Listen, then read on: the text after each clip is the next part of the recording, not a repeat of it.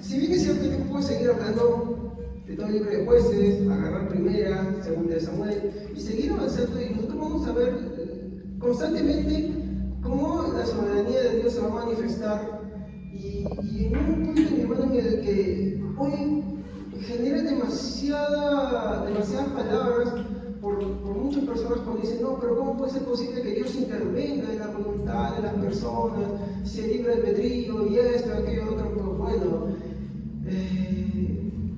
siempre pongo este ejemplo, ¿no? Tú tienes tus hijos tienen 5 años y tu hijo no te puede decir de 5 o 4 años qué es lo que quiere hacer porque tú eres su padre y él puede querer muchas cosas, pero tú al final defines lo que él va a hacer.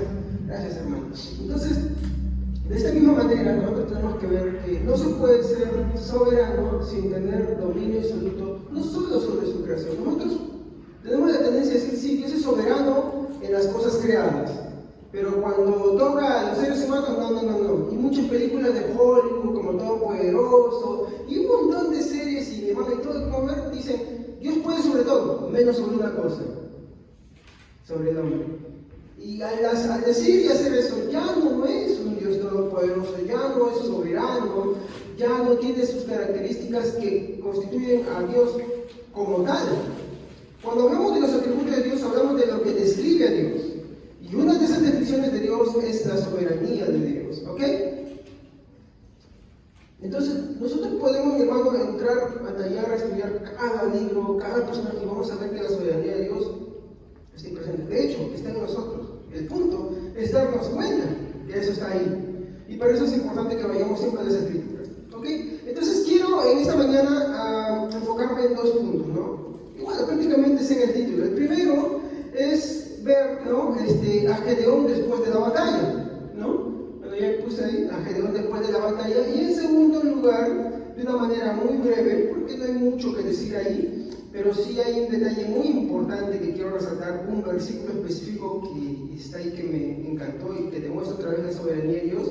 Ya lo vimos en Gedeón, pero esto vamos a ver con el rey impostor si Dios me da el tiempo, ¿no? Y quiero tocarlo también. Entonces, ya entrando de lleno, vamos, agarramos nuestra Biblia, nos centramos en los capítulos 6, 7, 8 y 9, que es lo que estábamos viendo. Entonces vamos a ir corriendo entre esos capítulos así pasando. Pido por favor, esto no es una competencia de quién lee primero los versículos, sino que por el contrario es una participación de todos, ¿no? En la cual leamos fuerte, alto. Justo mandé por WhatsApp, si alguien trajo la nueva traducción viviente, por favor, me ayudaría, ¿ya? Para poder leerla en un versículo que voy a necesitar específicamente por cómo lo transcriben, ¿ya? Bueno, empecemos.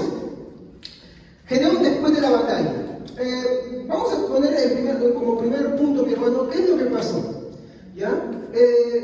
Vemos nosotros, ¿no? Perdón, acá puse algo para que no nos confundamos, ¿ya? De Romanos. En primer lugar, vemos, mi hermano, cómo es que Dios, ¿no? Peleó por su pueblo. Pero ¿cómo sucedió esto? ¿No? ¿Cómo Dios bajó? ¿Qué hizo? ¿No? ¿Cómo es que Él peleó por su pueblo? ¿Se recuerdan que es lo que estuvimos hablando la semana pasada, no? ¿Cómo es que Dios pelea? ¿Cómo es que Dios ejecuta todo? Pero esto vayamos al libro de Jueces, por favor, en el capítulo 7, vamos a centrarnos ahí, ¿no? Y vamos a ver ciertos acontecimientos que sucedieron ahí, ¿no? ¿Por cuántas personas, mi hermano, fue ganada la batalla? ¿Cuánto? 200. ¿Espartanos? 300. ¿Espartanos? Israelitas. Aunque parezca parecido, ¿no? ¿Estamos? 300 israelitas. ¿Ya? Muy bien. ¿Ah?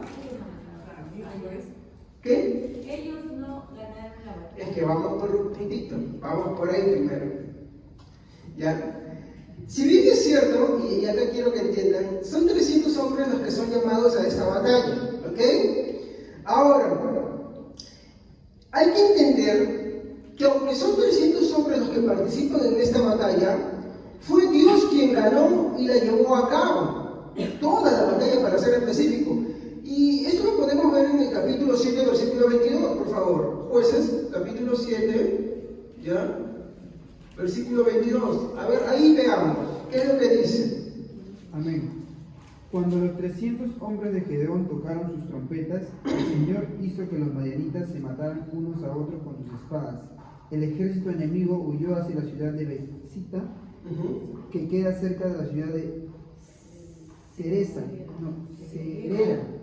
Muy bien. A ver, gracias hermano. Si fueron 300 los hombres que participaron en esta batalla, ¿ya?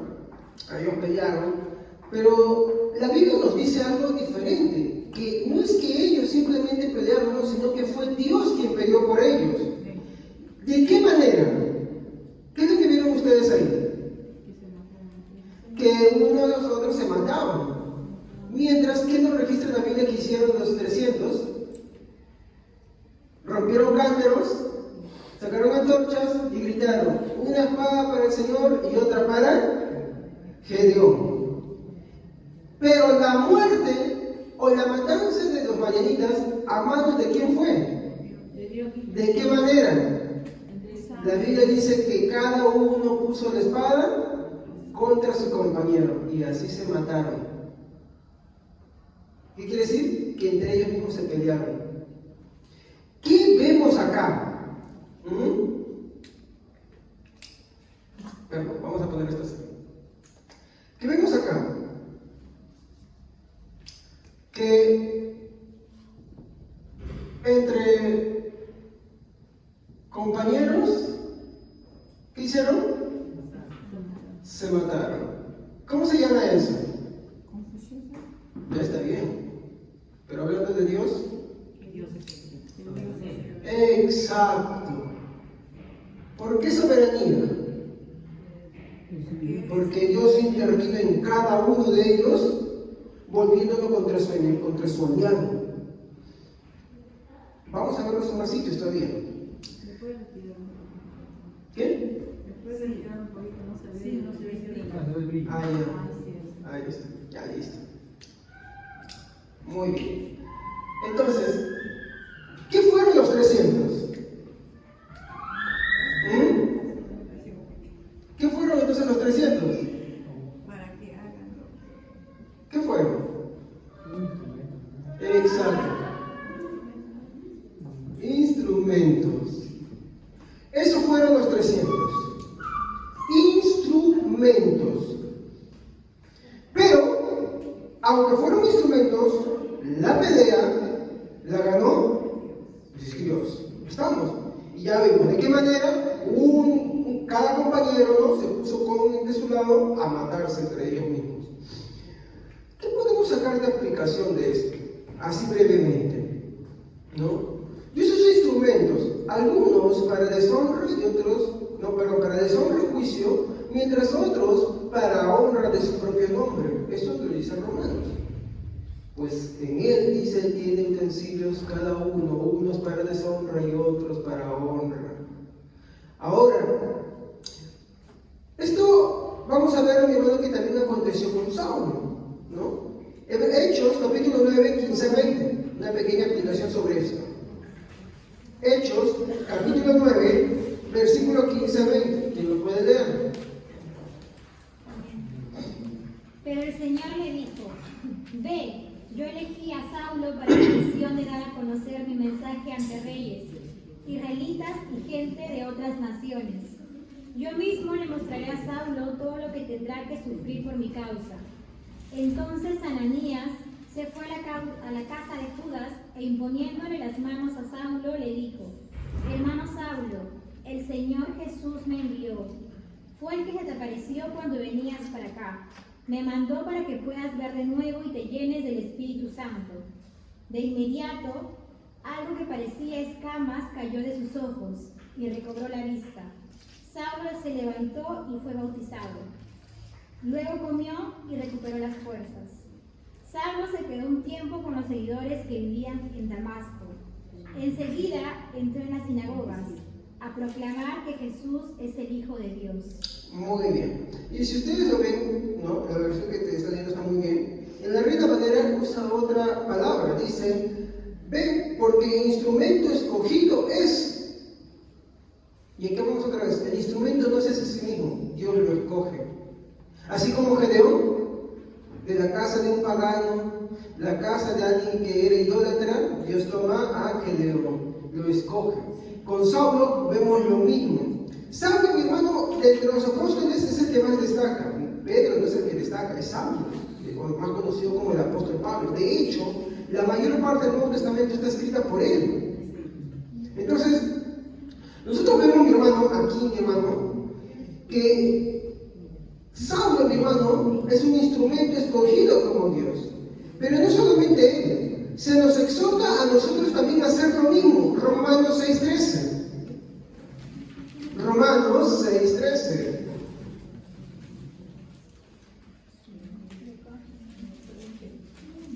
Amén. Ni tampoco presentéis vuestros miembros al pecado como instrumento de iniquidad, sino presentaos vosotros mismos a Dios como vivos de entre los muertos, y vuestros miembros a Dios como instrumento de justicia.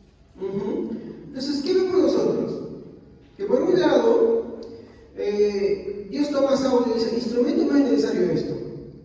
Romanos, como una carta a la iglesia, nos describe, no presenten vuestros miembros como instrumento de iniquidad, sino como ¿qué? ¿De qué dice?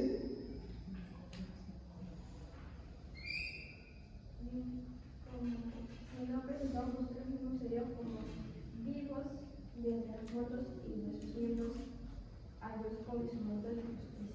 Como instrumentos de justicia, como vivos de entre los muertos. La misma exhortación, y esta es la aplicación breve que puedo dar a esto, la misma exhortación que vemos, o perdón, lo mismo que vemos en Saulo, cómo es que Dios lo escoge como instrumentos, ya no para ser igual, y vemos nosotros que al finalizar los versículos, ¿qué hace? Después de perseguir a los cristianos, de continuar con su vida, lo que él empieza a hacer es ¿qué cosa? A meterse donde estaban sus perseguidores, ¿a qué? A predicarles. ¿Por qué perseguía Saulo a los demás? Porque decían, quiten un poquito de los efectos esto, quiten ese brillo que le ponen a veces para el cantito, por favor, bájenle y pónganle un poquito más claro, gracias.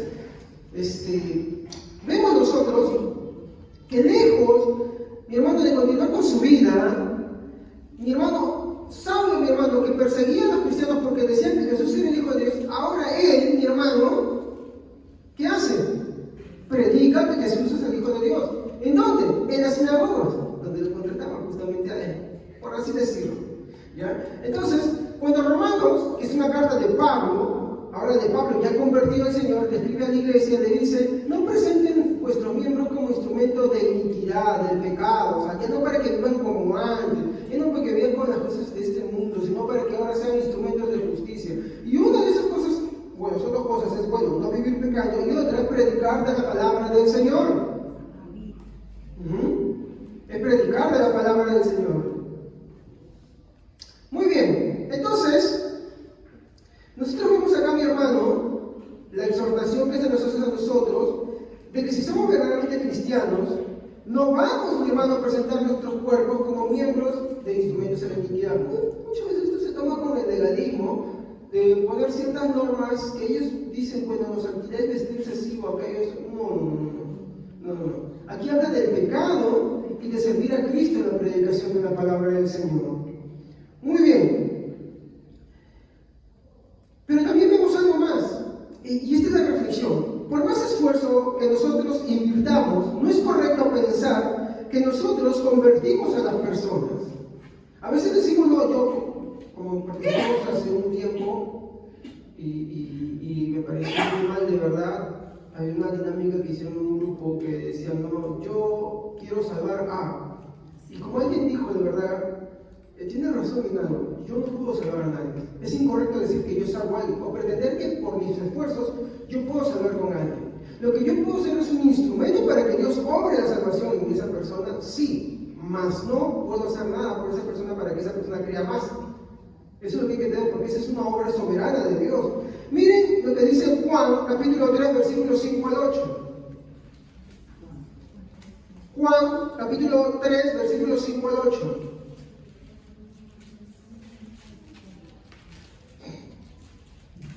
Amén. Jesús le contestó, te digo la verdad,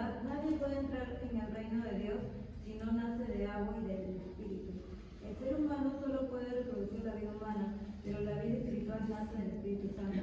Así que no te sorprendas cuando te digo, tienes que nacer de nuevo. El viento sopla hacia donde quiere, de la misma manera que oyes el viento, pero no sabes de dónde viene ni a dónde va. Tampoco puedes explicar cómo las personas nacen del Espíritu. Exacto, no sabes en qué momento, solo sabes que sucedió, pero no sabes que ya está. No sabes cómo apareció, no sabes de dónde vino, pero cuando ya está presente, ya, así como el bebé. No, a veces te dicen, no, sí, van a ser, y a veces no pueden programarlo exactamente, pero una vez que ya nace, inevitable es. ¿No? De la misma manera, mi hermano, la Biblia dice que los que son nacidos de Dios, mi hermano, es como el viento. Tú sabes, mi hermano, no puedes, mi hermano, decir en qué momento sucedió exactamente, pero sucede.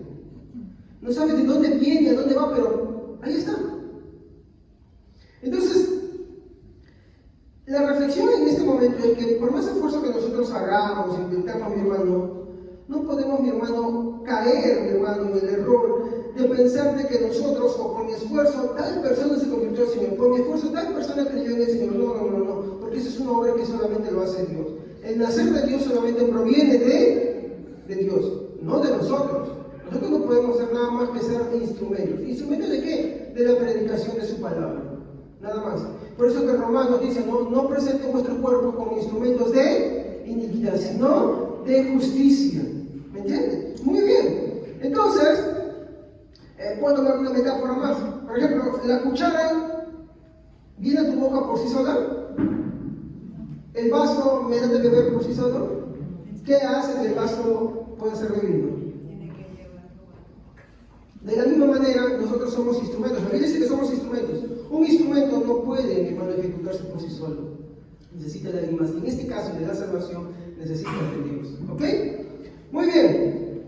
Esto es con respecto, mi hermano, a este punto. ¿No? Ya hemos visto esto. Ahora pasamos al segundo punto.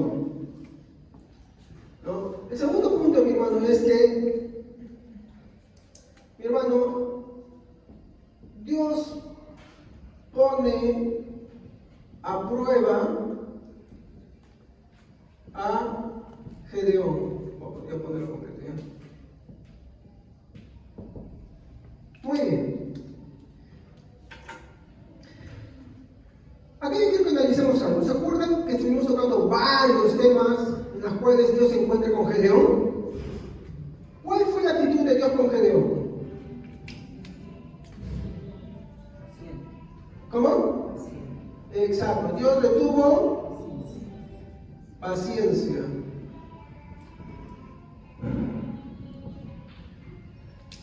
Si Dios tiene algo contigo, lo lógico es que tú también expreses lo mismo. ¿Me equivoco? Por ejemplo, si tú has sido perdonado, la Biblia dice que tú, ¿qué cosa harás?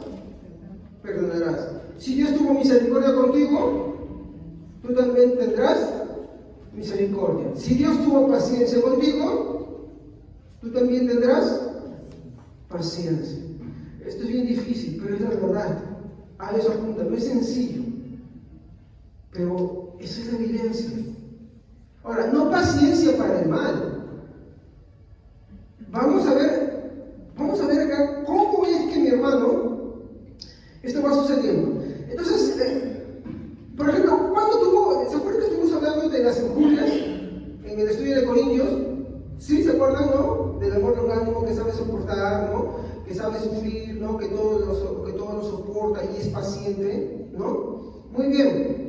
Que un espíritu cristiano, bueno, no se altera en esas circunstancias, sino que conserva la paz en Dios. Muy bien. ¿Se acuerdan qué es lo que hizo Gedeón? Voy a ponerlo con rojo. ¿Qué es insolente, hermanos? Irrespetuoso, faltoso, malcriado. Pues bueno, esto es lo que Gedeón hizo. En Jueces 8.1, perdón, en Jueces 6.13. Jueces.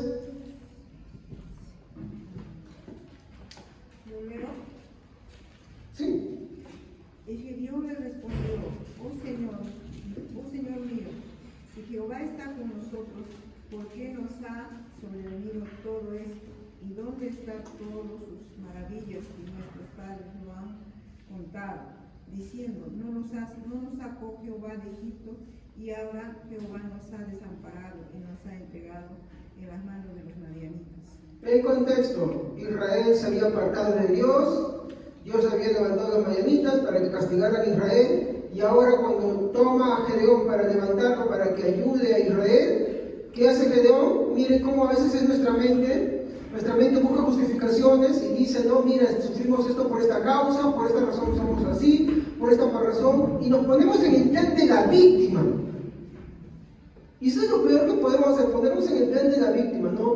Pensar de que todo esto que nos está pasando es por inocentes, que nada hemos hecho para recibir un mal.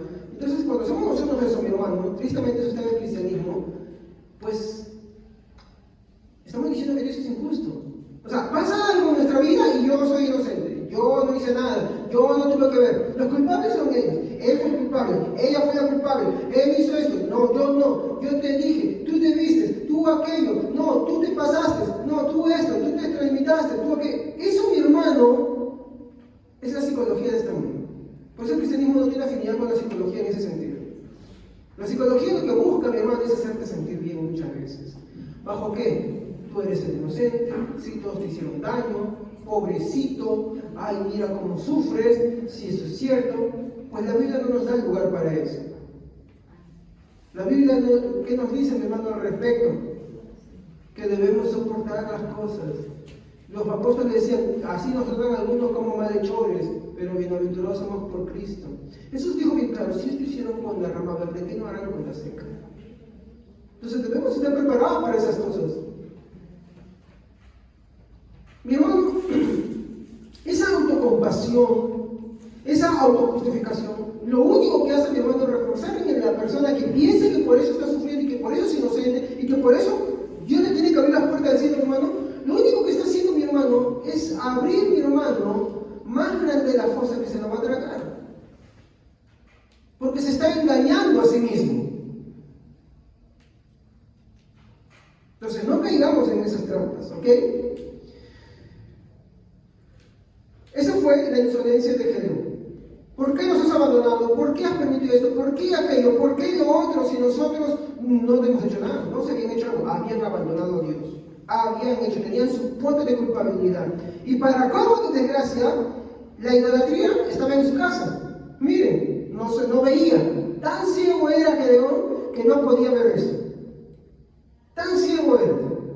Pero así es el pensamiento de este mundo. Por eso la Biblia dice, no se dejen engañar por huecas y sutilezas filosofías, con estratagemas de gente que solamente conducen a la muerte. ¿Qué más? Cuando desobedeció. Estamos viendo la paciencia de Dios, ¿no? Vamos a buscar para esto Jueces capítulo 6, verso 27.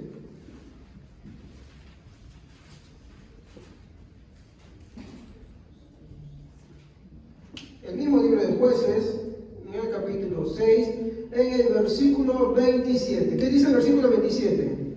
Entonces Gedeón tomó 10 hombres de sus siervos e hizo como Jehová le dijo, mas temiendo hacerlo de día por la familia de su padre y por los hombres de la ciudad, lo hizo de noche.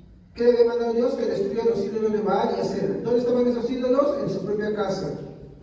Temía más a su familia, tenía más a los suyos.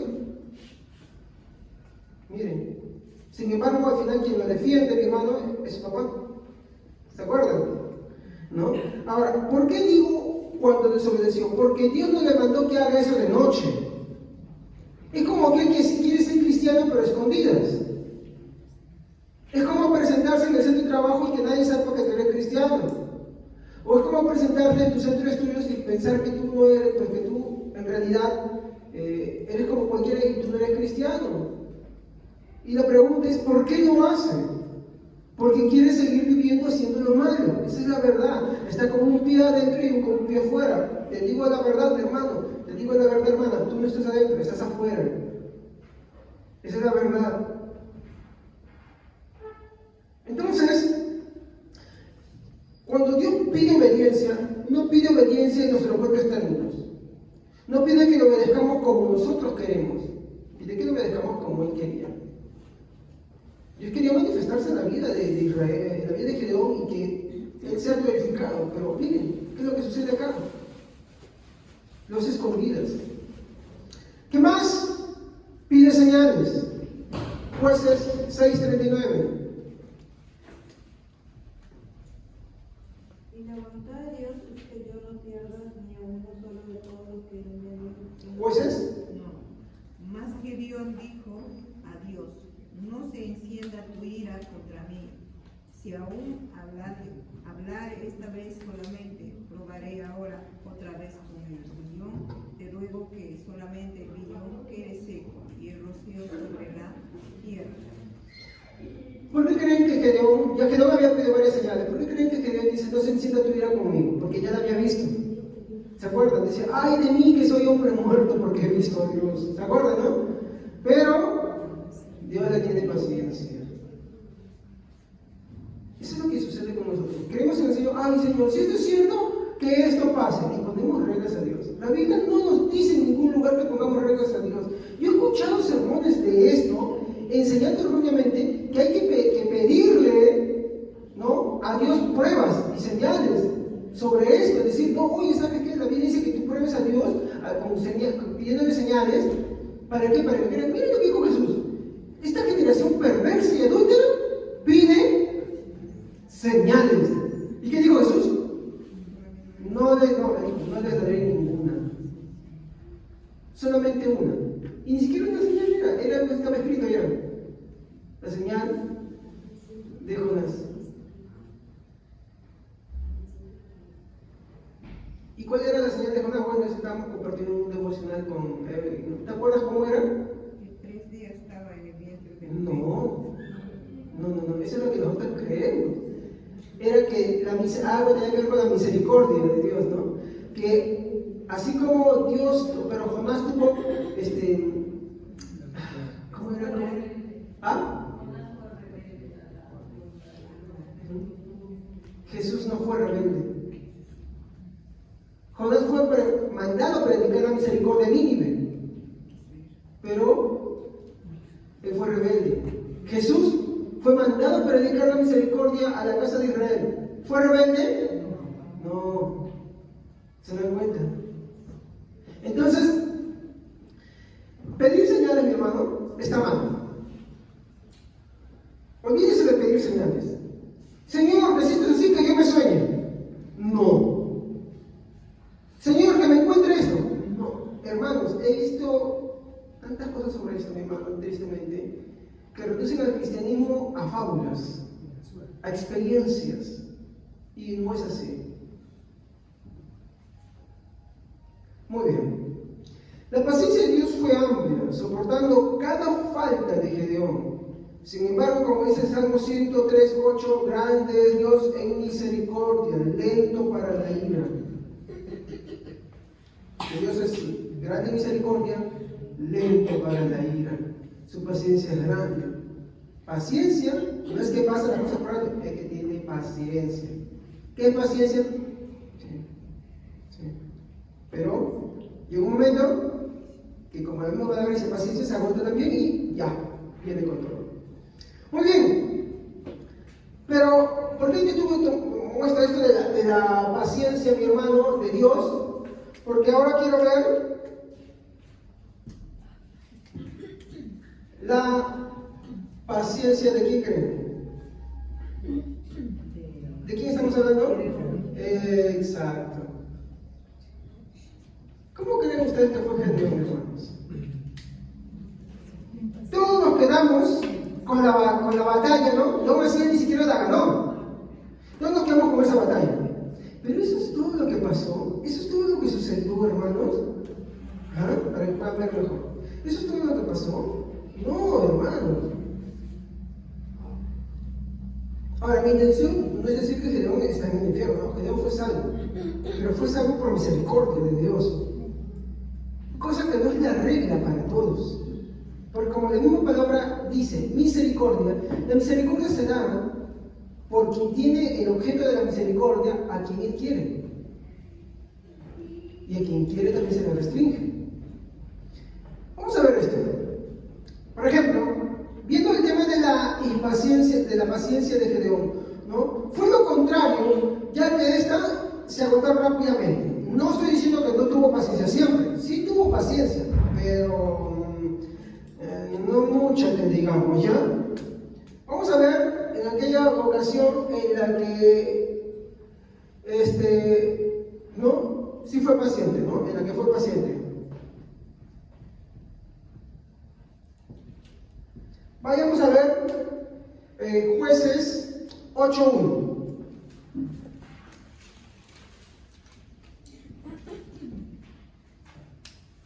Jueces 8:1. Vamos a ver cuando Gedeón tuvo paciencia. Amén. Los de la tribu de Efraín le dijeron a Gedeón: ¿por qué nos has tratado así? ¿Por qué nos llamaste cuando fuiste a luchar contra los madianitas? Y se lo reprocharon severamente. Ante esto, ¿qué hace Gedeón? Bueno, yo estoy hablando para resumir, para que no dé mucho, para avanzar con el tema. ¿Qué hace Gedeón al respecto de esto, no? Él habla con palabras calmas, tranquilas, ¿no? Para que ellos comprendan, diciéndole que ellos son más, incluso que su propia casa de él, ¿no? Y ellos entienden, ¿no? Y nosotros vamos a ver que el furor, todo esto, se aplacó. Luego que hablaba con ellos, ¿no? Y quedaron tranquilos. O sea, acá sí tuvo paciencia. ¿Estamos? Pero, como dije acá, Dios, acá, ¿no? Está, por así decirlo, probando a Gedeón, ¿no? Porque el tema es que Dios está probando a Gedeón. Perdón. Acá me confundí. Díganme, hermanos. Ya está. Si Dios tiene paciencia contigo, si Dios te ha dado grandes favores a ti, lo correcto, estimado hermano, es que tú hagas lo mismo con otros. No puede ser que Dios te tenga tanta paciencia que tú tengas tan poco con tus hermanos. Mira, yo te invito, no hagas una retrospección a esta semana. Haz un análisis de toda tu vida. ¿Qué cosas has hecho? ¿En qué no le has ofendido? Piensa. A veces decimos, no, yo no ofendí a Dios, yo no he pecado contra Dios. Mira, pecamos todos los días, pero vayamos a los que no te das cuenta, a los que sí son muy notorios. Pecados fatales. Pecados, no fatales, todos los pecados ofenden a Dios y te separan de Dios. Pero vayamos a los que son escandalosos: fornicación, adulterio, robo, asesinato. Piensa. ¿No has cometido ninguno de ellos? ¿No has sido reiterativo en eso? ¿No los has practicado? Piensa. ¿No los has hecho nunca? Te pregunto, ¿tuvo Dios paciencia contigo? ¿No pagándote el mal que tú hiciste de la misma manera? Piensa en eso. ¿Hay alguien que pueda venir y diga, ¿sabes que yo no he pecado? Yo no he pecado escandalosamente también, sería también otra cosa. Ponemos ahí dos cosas. Entonces, si tú analizas en tu vida y tú te eres consciente cuánto has pecado con Dios y cuánta paciencia Dios te ha tenido, ¿no es lo correcto que tú también tengas lo mismo? Ahora la pregunta es, ¿por qué se va tan rápido la paciencia de ti? ¿Por qué no tienes la misma paciencia que Dios tuvo contigo, la tienes ahora con los demás? ¿O será que tú estás bajo el juicio de Dios y que Dios te va a castigar y que Dios va a ejecutar su vida contra ti? Porque es la única manera, es la única respuesta que hay. Los que son de Él tienen paciencia, porque Dios ha sido paciente con ellos. No por causa de ellos mismos, sino porque son tan agresivos, porque son conscientes de cuánto han ofendido a Dios y de cómo Dios no les ha pagado su mal de la misma manera, de tal manera que no son capaces de agarrar y hacer lo mismo con sus semejantes. Solo el que es inconsciente no puede ser misericordioso, no puede ser una persona que perdona, no puede ser alguien paciente. ¿Estamos? Y este estándar que Dios nos pone es difícil. Cuando vemos eso nosotros en nuestra vida, es ahí cuando tenemos que correr a los pies de Dios, tenemos que ir a Jesucristo. ¿Ok? Muy bien. Entonces, es cierto, acá fue paciente, pero a veces Dios no te pone solamente una cosa para que digas, ya, esto lo superé, qué bien, ya pasó. Ya, esta prueba, ya la superé. Dios te manda muchas. ¿Sabías tú? A veces nosotros decimos, sí, ya pasó una. No, es que tu vida constante va a tener justamente incidencias. O sea, es como decir, aquel que fue alcohólico siempre va a tener la prueba del alcohol. ¿Estamos? ¿En qué cosas aquel que es mentiroso siempre va a tener la prueba de la mentira? ¿Para qué? Para que diga la verdad. Para que no sea mentiroso. El otro para que no sea alcohólico. Pero aún así, esas cosas dentro de sí son una batalla constante. Por ejemplo, en este caso, Gedeón era una persona, como le dije, a la cual Dios le tuvo paciencia. Pero veamos, Gedeón era paciente.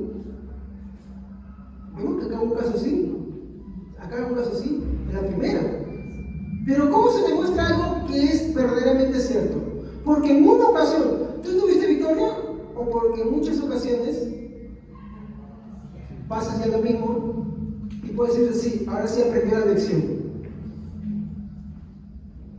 Porque ¿qué queremos nosotros muchas veces? Ay, no, Señor, yo no quiero pasar esto. Ay, Señor, líbrame de esto. Ay, Señor, no sabes qué yo. No, pero es que la prueba que Dios quiere que tú pases.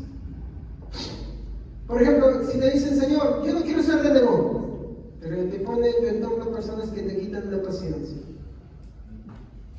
Y tú puedes decir, hoy sí lo logré. No, Dios no quiere eso. Dios quiere que esa conducta sea constante. Por eso estamos estudiando Corintios, ¿se acuerdan, no? El amor es longánimo. Longánimo es que todo lo sufre, todo lo soporta. Pero no es que lo soporte, te soporto. No, y no te castigo. No. Es soporta y no se venga. Y no tira los trapitos al aire. Y no te dice, pero tú esto. Ya está bien todo, pero esto, pero aquello. ¿Me entienden? El estándar de Dios es bien alto. Por eso que si no estamos con Jesucristo, mi hermano, olvídate. Bueno, vamos a ver cuando Gedeón, y acá van a darse cuenta ustedes, a veces mi hermano, nosotros podemos soportar cosas, pero cuando no estamos aferrados al Señor, viene algo y nos vamos en automático. Y nos vamos y nos chocamos contra la pared, y la pared que viene atrás y la que sigue. Y rompemos pared tras pared. Cuando mi hermano Gedeón no tuvo paciencia, ¿ya? No fue paciente. Y se van a asombrar acá en cositas, mi hermano, que de repente no sé si les habrán enseñado, pero quiero por favor que vean ustedes con mucho cuidado estas cositas, ¿ya? Jueces capítulo 8, versículo 6.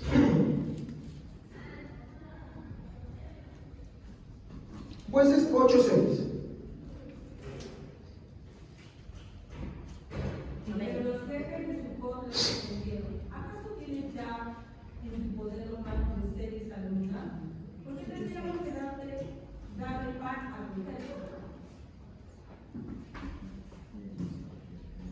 ¿Cuándo se nos va a nosotros la paciencia? Gracias, hermano. Cuando pensamos que algo es justo que recibamos, ¿se acuerdan que estamos estudiando el amor no tiene envidia? ¿Ya? Vivimos los diferentes tipos de envidia que hay. ¿Cuándo vemos nosotros, mi hermano, o cuándo se nos va la paciencia a nosotros cuando pensamos que algo es injusto? No es justo que me hagan eso. En este caso, Gedeón quería alimento para sus hombres. ¿Ok? Estaban persiguiendo a 2 reyes de Madián. Y se le fue todo. Se le fue toda la paciencia.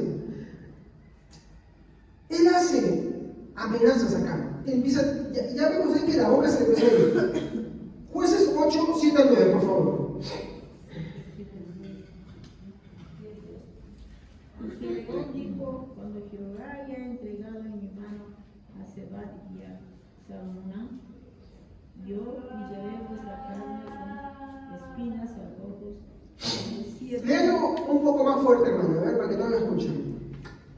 Y Gedeón, cuando Jehová halló entregar en mi mano a Seba y a Samú, yo trillaré vuestra carne con espinos y arbojos del desierto. De allí subió a Peniel y les dijo las mismas palabras. Y la de Peniel le respondieron como habían respondido los de Sucot. Y él habló también a los de Peniel diciendo: cuando yo vuelva en paz, derribaré esta torre. Muy bien. Acá ves que mi hermano solamente pasó en Sucot, sino también en Peniel. Y en Peniel se adelantó con la amenaza de arranque, sino que se fue en automático, hermano. Los amenazó, dicen, con trillar. ¿Qué es trillar? Tirar, ¿no? ¿Con qué les iba a tirar a ellos? Dicen. Espinas. Con ramas que duelen. ¿Qué más iba a hacer? Destruir una torre. Y lo mismo le iba a hacer a los de Peniel también. ¿Se dan cuenta? Empezó a soltar la lengua con todo, la boca con todo. Por eso la Biblia dice bien claramente: el que sabe refrenar su lengua es un hombre sabio. Ese le fue con todo. Pues esas son las partecitas que a veces no se ven, mi hermano, que no vemos, por no leer la Biblia completa, mi hermano. Miren lo que le pasa a Gedeón. Ahora, ¿qué es lo contrario a paciencia, hermanos? Sí, pero tiene otro antónimo.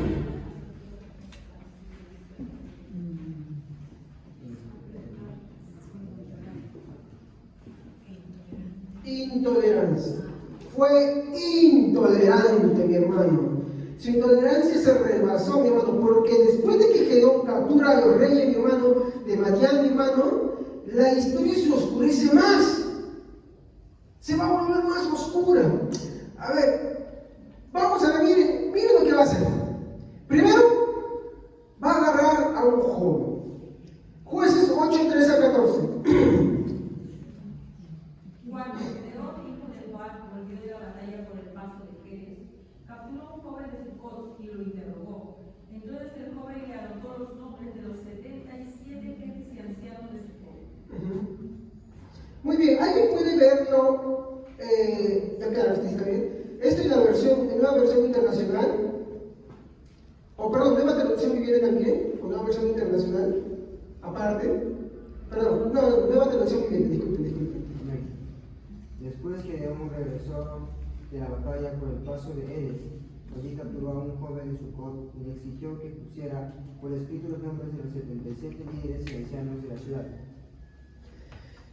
En las dos versiones que estamos viendo, ¿qué hace Gedeón con este joven? ¿Cómo interrogan a alguien? Pensando que tenga la sociedad y una experiencia. Le exigió, le interrogó, lo coaccionó, porque ¿qué había prometido Gedeón? Que los iba a castigar.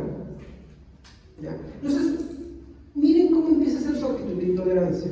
Llama a un joven para que le brinde la información. ¿Quiénes eran? Le pide los nombres. Así como extorsionadores de hoy en día, le pide los nombres. Así, ese es el obrar de Gedeón, hermanos. Muy bien. ¿Qué más? Él va a llegar a cumplir su amenaza, hermanos. ¿Ya? Miren lo que él hace, mi hermano, en Jueces 8, 6 a 17. Esta sí tiene la nueva versión internacional, por favor. ¿6 a 17? 16 a 17.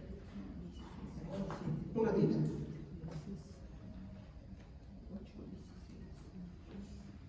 Jueces, capítulo 8, versículos 16 a 17.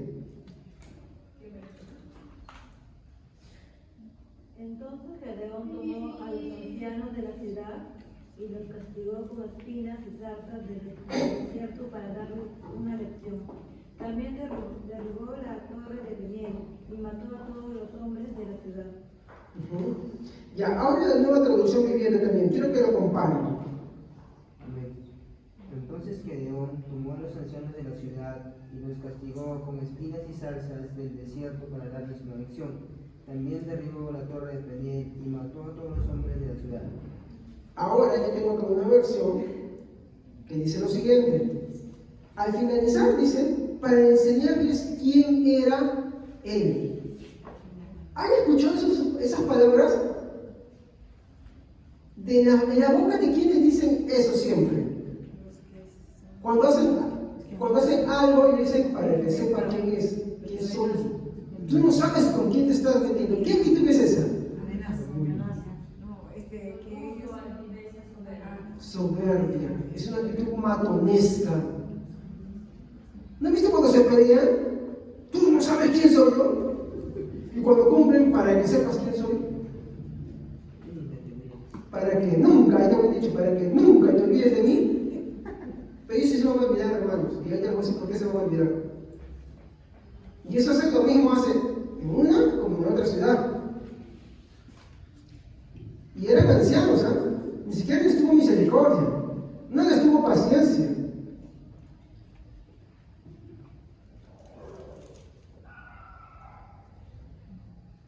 Ya que, hermanos,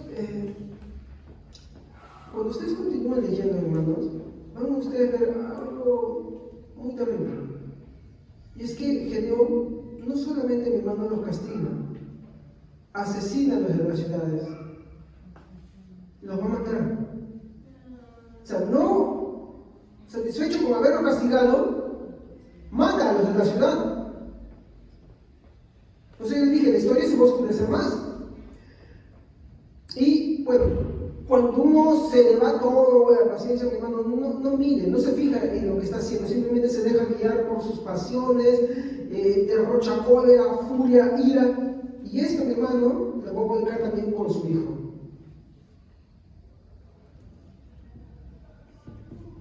Jueces 8:20. Volviéndose a Geter, su hijo mayor, le dijo: vamos, mátalos. Pero Geter no sacó su espada porque era apenas un muchacho y tenía miedo. Ustedes algunas dijeron: vamos, mátanos tú mismo. Al hombre se le conoce por su valentía. Gedeón se levantó y mató a Seba y Salmuna y les quitó sus camellos, los adornos que llevaban en el cuello. ¿Qué vieron ustedes ahí? ¿Qué hizo con su hijo? Dice que su hijo era muy joven. Le estaba enseñando el mal. O sea, esto es como aquellos padres que les enseñan a hacer el mal a sus hijos. ¿Usted se preguntó por qué un padre delincuente tiene un hijo delincuente?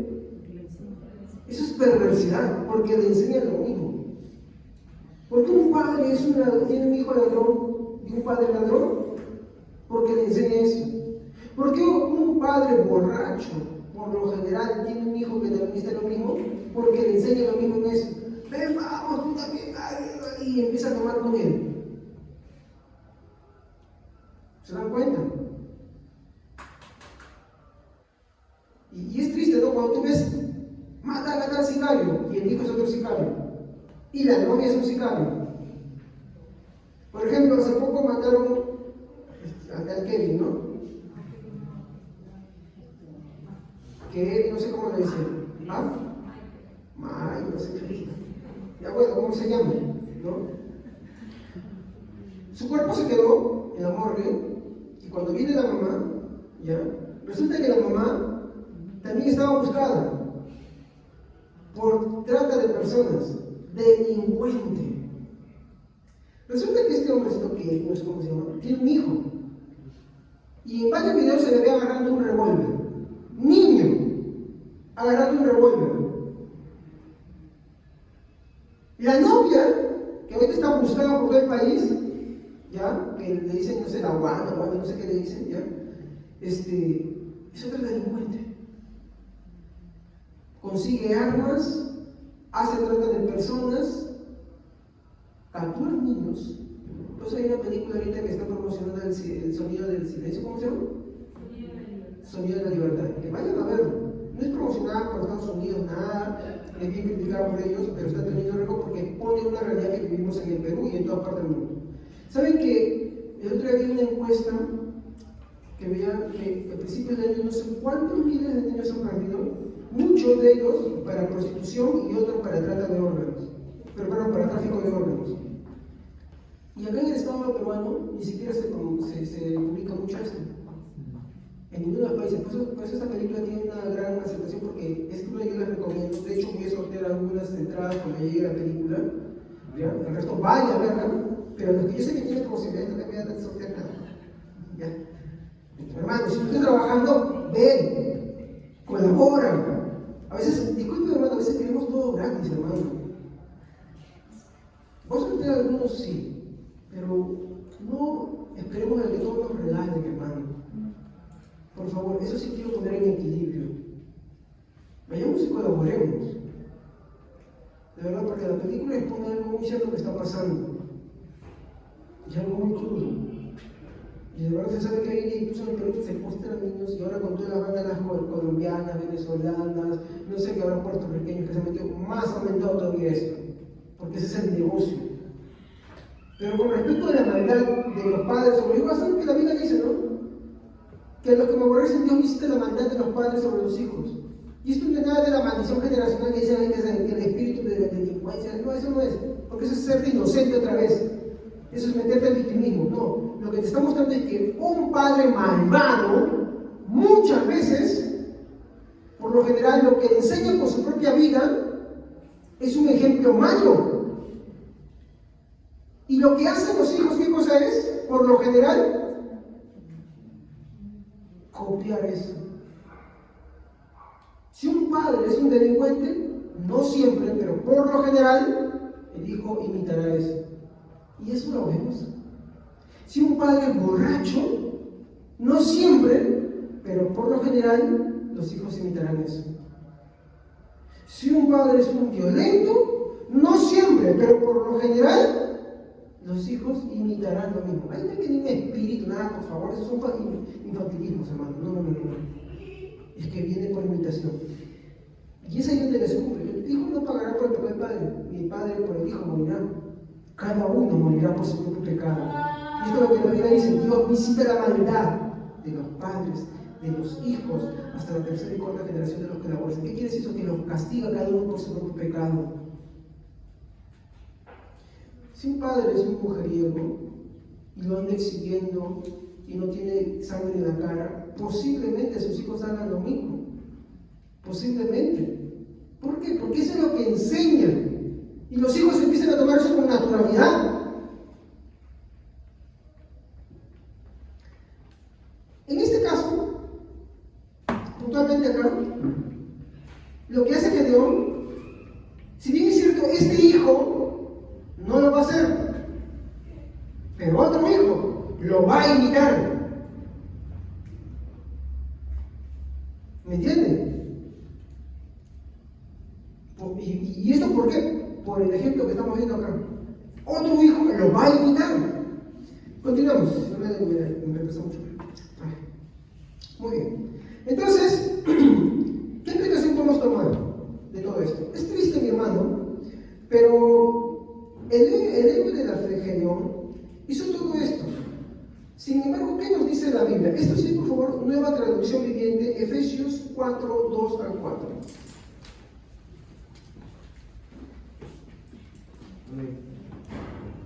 ¿Nueva traducción viviente? Sí. Ya. Sean siempre humildes y amables, sean pacientes. A ver, lentito para y alto para que todos lo vean. No, lentito, o sea, lento y alto para que todos lo escuchen. Sean siempre humildes y amables, sean pacientes unos con otros y tolérense las faltas por amor.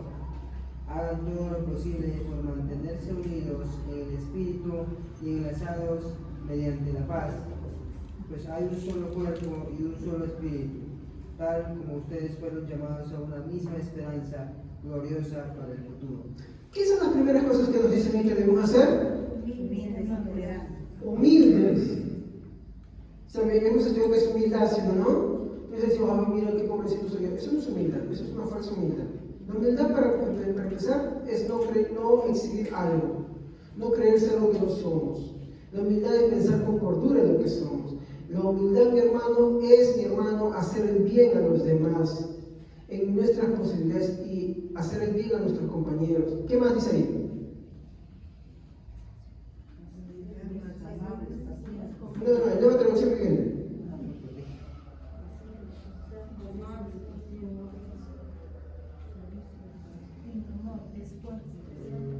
Hay una forma de aplicación que me gusta ahí. Humildes y amables, sean pacientes. Humildes.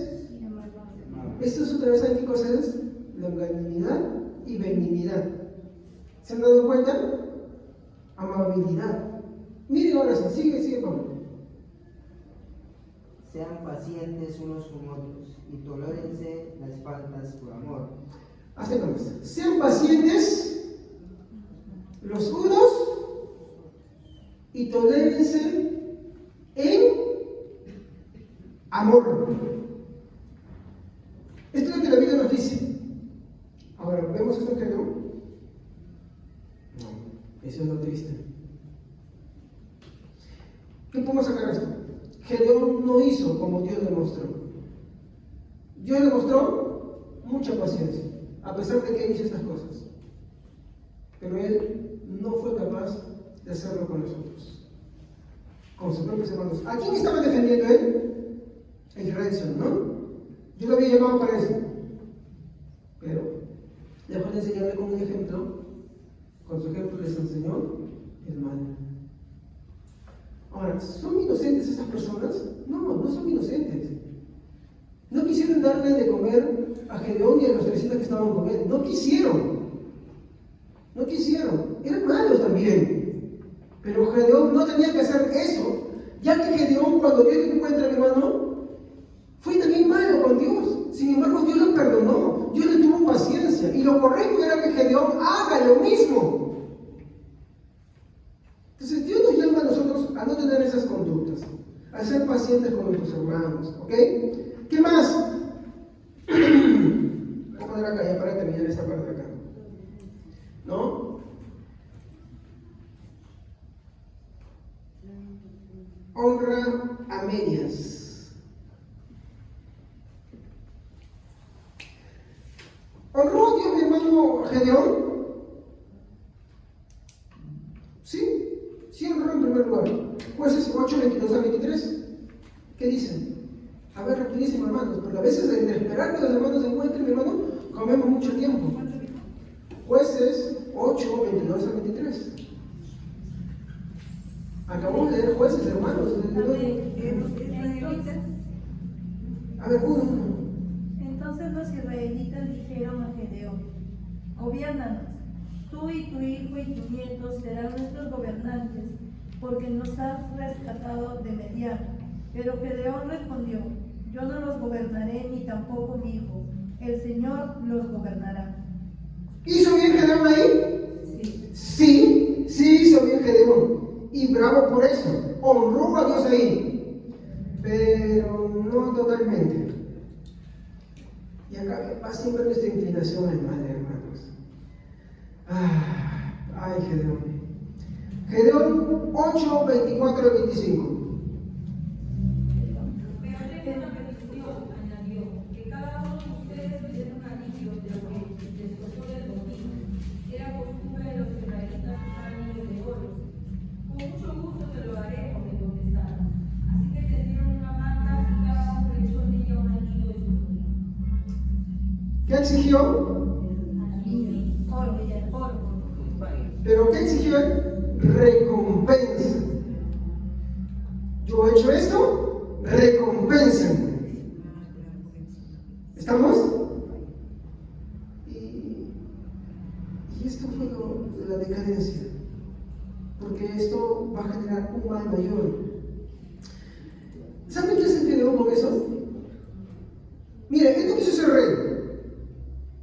Y tampoco pidió el botín, pidió algo de no sé cuántos ciclos, que al final es como 19 a 20 kilos de oro.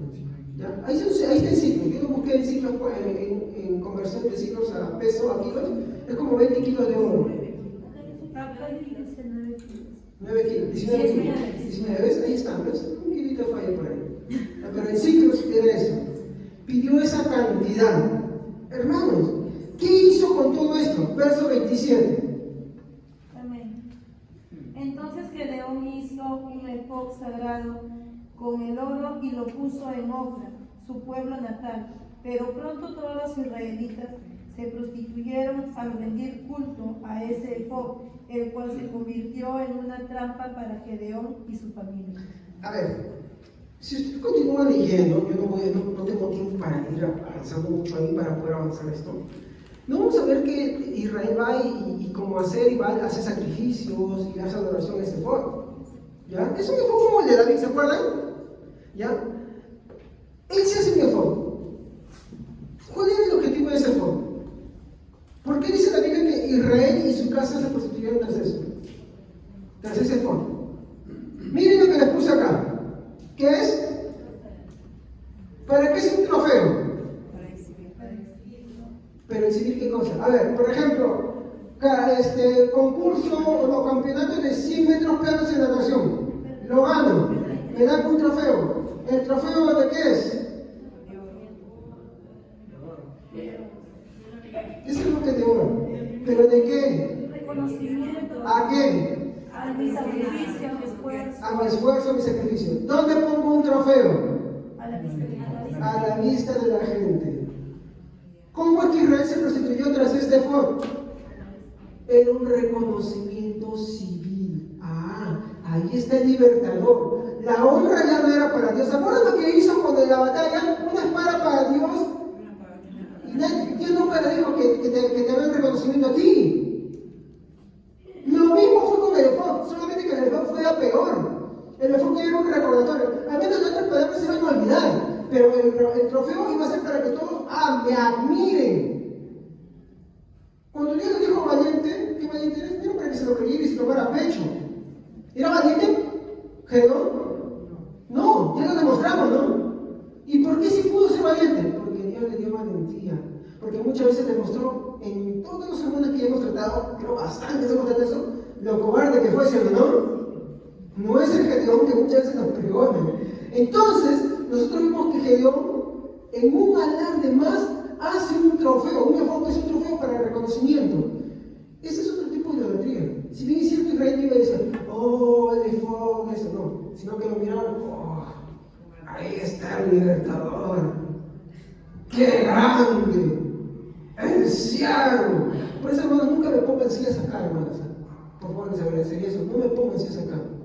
Eso está mirando gente que está ahí sentada, que están predicando, eso es algo perverso, hermano, discúlpeme. Tú estudias el cristianismo histórico, tú nunca has visto eso.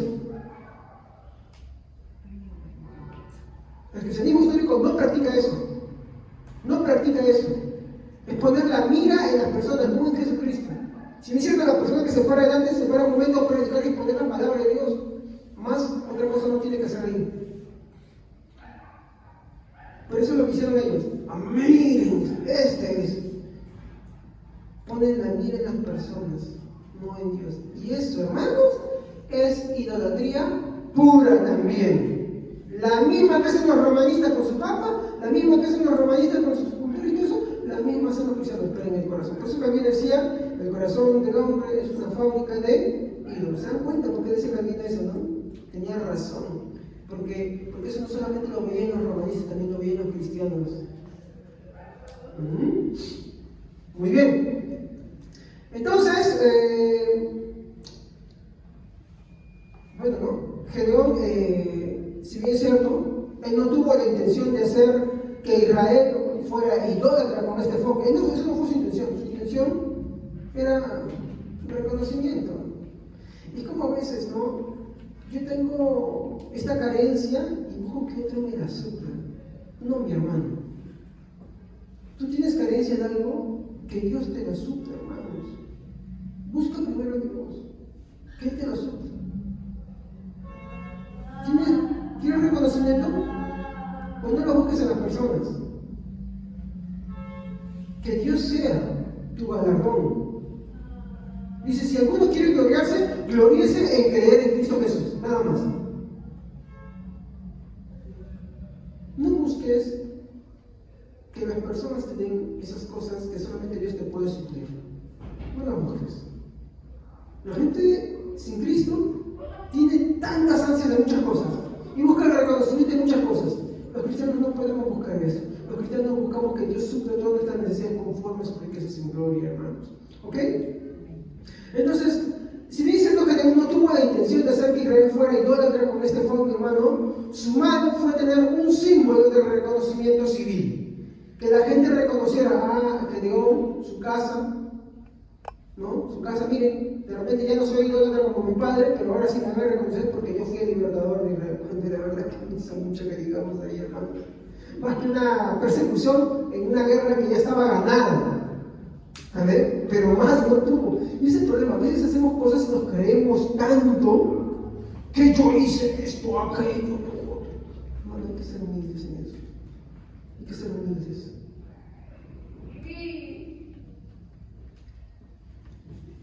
¿Qué más? Podemos ver para esto una aplicación. Tenemos que ser, mi hermano, conscientes de que al hacer las cosas que Dios nos ha mandado, y cuando éstas, mi hermano, tengan resultado bueno, mi hermano, no debemos creernos que es por nosotros mismos y querer ser recompensados o tener, mi hermano, reconocimiento, mi hermano, por estas cosas. ¿Qué dice Lucas 17:10? Cuando hagan las cosas, digan, siervos inútiles somos, porque solamente lo que se nos mandó a hacer, eso hicimos. Sí, hasta las más grandes hazañas, mi hermano, en pro del cristianismo, hasta dar tu vida. Eso, mi hermano, es lo que Dios pidió que hagas. No hiciste más allá de lo que Dios te dijo que hagas. Así que cuando la idea de que, yo he hecho mucho para Dios, ya estoy cansado. ¿Cuánto he hecho para Dios? Sea muy inútil eres. Porque solamente lo que Dios te pidió que hicieras, eso hiciste. No hiciste más. Y si se te dificulta, pues hacer, y te molesta hacer las cosas de Dios, y con las otras, imagínate, no llegas ni a ser inútil. No se llega ni a eso. Amén.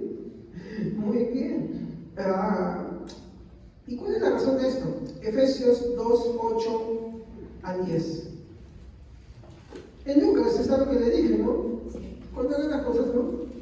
¿Y qué dice Lucas 2:8-10? Perdón, no, Efesios 2:8-10. Amén. Dios los salvó por su gracia cuando creyeron. Ustedes no tienen ningún mérito en eso. Es un regalo de Dios.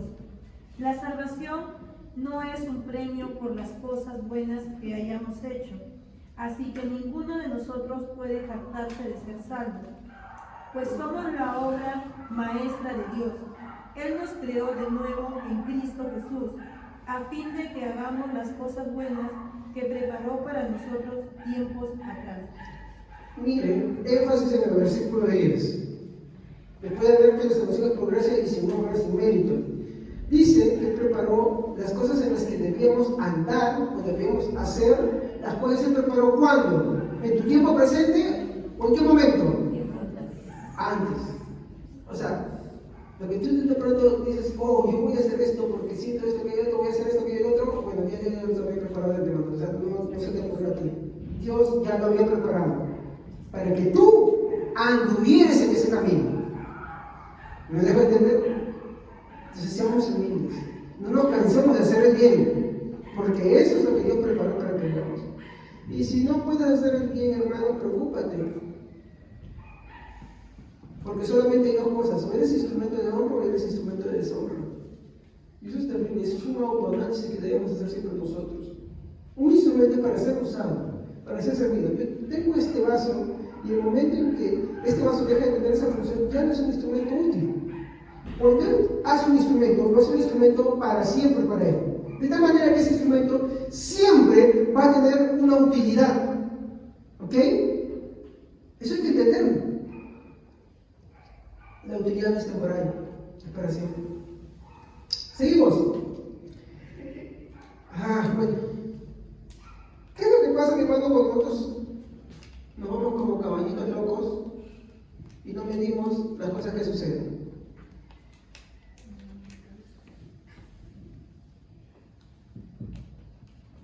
¿Pensamos o no pensamos? ¿Pensamos o no pensamos cuando nos descontrolamos?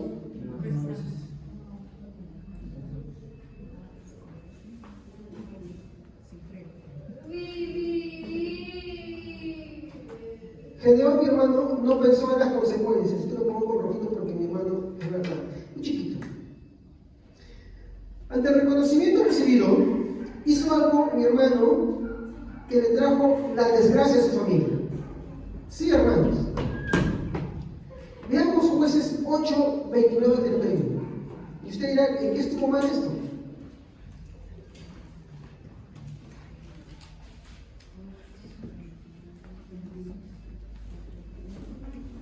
al 31, por favor. Luego Gedeón, hijo de Joab, volvió a su casa. Le nacieron 70 hijos varones, porque tuvo muchos esposos. Además, tuvo una concubina en Siquem, que le dio un hijo, a quien él llamó Abimelech.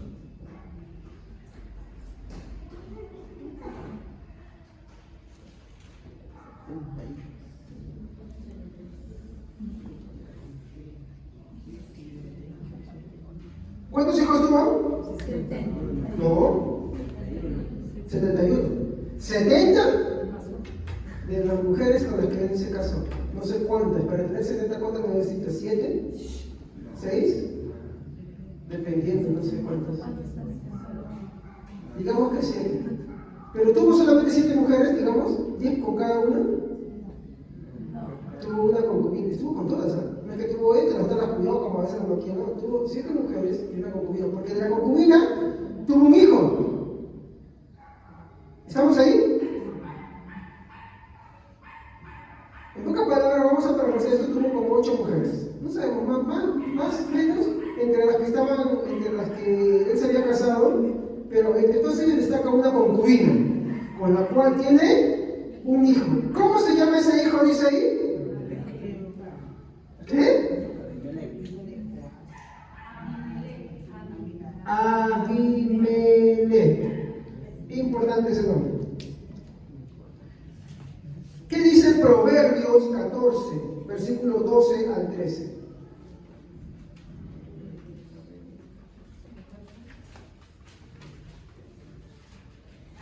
Proverbios 14, 12 al 13. ¿Qué dice? Hay caminos que al hombre le parecen rectos, pero acaban por ser caminos de muerte. También de reír se duele el corazón, y hay alegrías que acaban en tristeza. Buen proverbio. Hermanos, ¿por qué esto fue la cerecita que colmó el pastel, la torta? Ahora, para empezar, ¿por qué? ¿Se acuerdan que leímos del trofeo este? ¿Por qué un hombre, por lo general a veces en Israel, un hombre tenía una mujer más, cuando esta mujer con la que se había casado no podía tener hijos? Por causa de esa esterilidad, tenía una mujer más. ¿Estamos? Era una costumbre que se llamaba la costumbre de virato. ¿Ya? Pero la razón era tener descendencia. Pero acá vemos que todas las mujeres tenían hijos. Para tener 70, todas pusieron fértiles. No tenían razón de tener más mujeres, para empezar. Pero ¿cómo es que un hombre llega a tener tantas mujeres? En esos tiempos, mi hermano, cuando la gente te reconocía, ¿por qué te reconocían? Por tus hazañas y tus logros. ¿Y qué te daban? Te daban 2 cosas: riquezas y sus hijas. Como es importante, no, yo tengo que ser parte de él. Entonces, ¿qué hacían? Toma mi hija. ¿Y todo a causa de qué?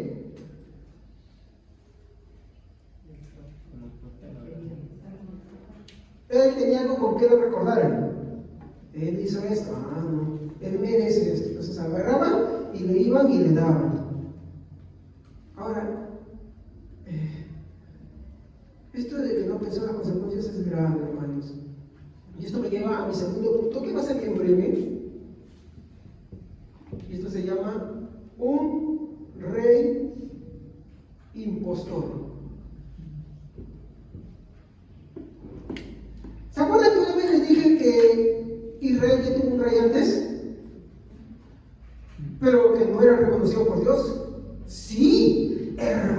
Israel tuvo un rey.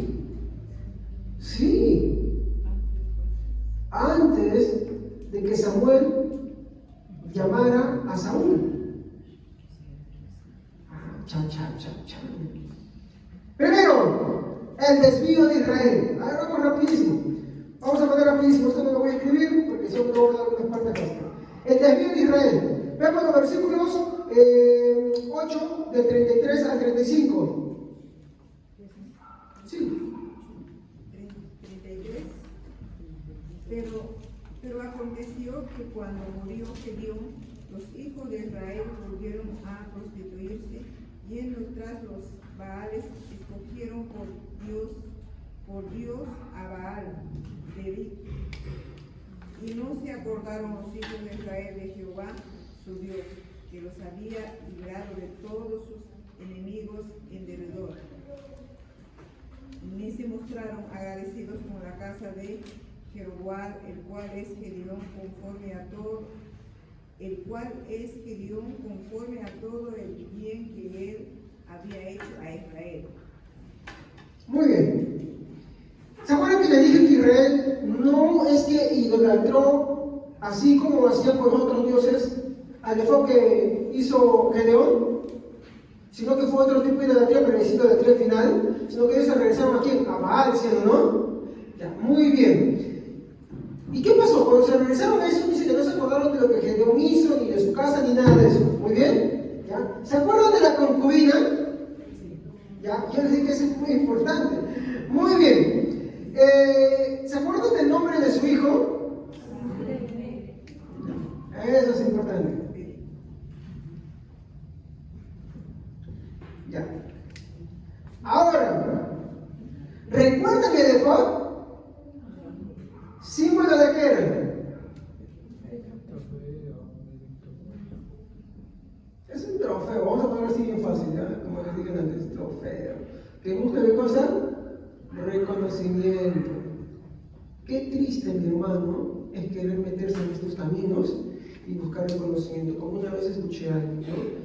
Que aquí se una iglesia dijo, para que, cuando dijeron, vamos a trabajar juntos, dijeron, no, cada quien va a hacerse pastor de una iglesia, tú. O uno que estuvo acá y dijo, no, yo me voy porque no me dan el reconocimiento que yo me merezco. Era un copastor. No está bien eso. Acá no buscamos a venir reconocimientos, hermanos. ¿Estamos? Acá venimos a servir a Dios y decir, siervos inútiles somos al Señor. Nuestro pago es el Señor mismo. ¿Ok? Muy bien. Entonces digo, ¿recuerdan a la hija de la concubina? Se llama Abimelech. ¿Recuerdan el efod? Bueno, ahí está la combinación fatal. Ahí está la combinación fatal.